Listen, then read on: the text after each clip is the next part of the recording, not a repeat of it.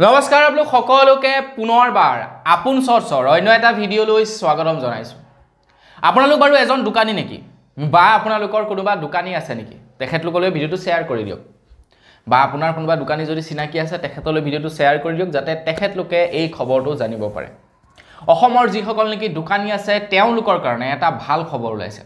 অসম চৰকাৰৰ ফালৰ পৰা দোকানীসকলৰ বাবে এটা খুবেই ভাল খবৰ ঘোষণা কৰিছে। তো সেই ভাল খবৰটোনো কি মই আজি আপোনালোকক তাৰ ওপৰত জনাম।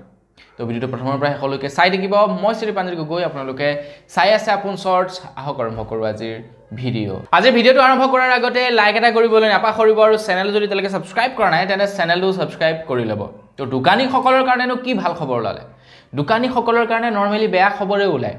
এই বোলে আমুকত টেক্স বৃদ্ধি কৰি দিলে, তামুকত টেক্স বৃদ্ধি কৰিলে, তেওঁলোকে আমুক মাহৰ মূৰত বোলে ইনকম টেক্স ৰিটাৰ্ণ কৰিব লাগিব, GST বোলে আমুক তাৰিখে ৰিটাৰ্ণ কৰিব লাগিব। তেওঁলোকৰ কাৰণেতো অকল বেয়া খবৰে ওলায়। এতিয়া ভাল খবৰ ওলাইছে দোকানীবিলাকৰ কাৰণে। যেতিয়া নেকি কোনো এজন দোকানীয়ে প্ৰফেশ্যনেলি দোকান দিয়ে, ছাপ'জ তেখেতৰ এটা খুব সুন্দৰ ৰুম আছে, তেখেতৰ এটা পকী ৰুম আছে, তাত তেখেতে দোকান স্থায়ীভাৱে দি আছে, অস্থায়ীভাৱে নহয় স্থায়ীভাৱে দোকান দি আছে, তেতিয়া তেখেতলোকক কিছুমান ডকুমেণ্টৰ প্ৰয়োজন হয়। যদি সেই ডকুমেণ্টবিলাক যোগাৰ কৰি নাথাকে, বিভিন্ন দল সংগঠন বা চৰকাৰৰ মানুহে আহি তেওঁলোকক ধৰিব পাৰে বা বিভাগীয় মানুহে আহি তেওঁলোকক ধৰিব পাৰে সেই ডকুমেণ্টবিলাক নাথাকিলে। যেনে এখন হোটেলক কি ডকুমেণ্ট লাগে? হোটেলক এখন ফুড লাইচেন্সৰ প্ৰয়োজন হয়, কাৰণ তেওঁলোকে খাদ্যবস্তু বনায়, হয়নে নহয়? যদি ফুড লাইচেন্স নাথাকে তেনেহ'লে বিপদত পৰিব পাৰে, তেওঁলোকৰ হোটেল বন্ধ হ'ব পাৰে। ফুড লাইচেন্সৰ উপৰিও তেওঁলোকক বিভিন্ন ডকুমেণ্টৰ প্ৰয়োজন হয়। তাতে যদি ব্যৱসায়ী সন্থা আছে, ব্যৱসায়ী সন্থাৰ চাৰ্টিফিকেট দৰকাৰ হয়। তাৰ উপৰিও আৰু এখন ডকুমেণ্টৰ দৰকাৰ হয়, যিখন ডকুমেণ্ট নেকি প্ৰত্যেকখন দোকানকে লাগে, সেইখন হৈছে ট্ৰেড লাইচেন্স।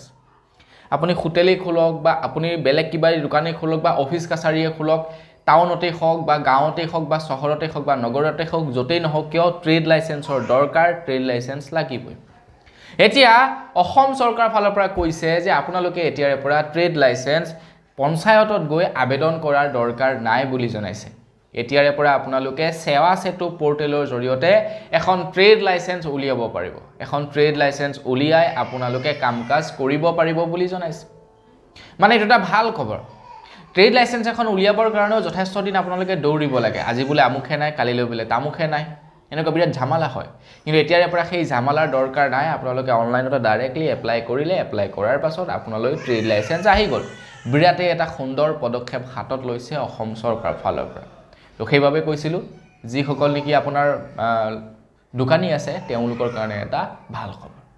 তো বন্ধু বান্ধৱীসকল, আজিৰ ভিডিঅ'ত জনাবলগীয়া খবৰ ইমানটোৱে আছিলে। খবৰটো জানি কেনেকুৱা লাগিলে কমেণ্ট কৰি জনাব। যদি ভাল লাগিলে লাইক এটা কৰিব, চেনেল যদি ছাবস্ক্ৰাইব কৰা নাই ছাবস্ক্ৰাইবটো কৰি ল'ব। পুনৰ এটা ভিডিঅ' লগ পোৱাৰ খালি ভিডিঅ' মাগিছোঁ। ধন্যবাদ। জয় অসম।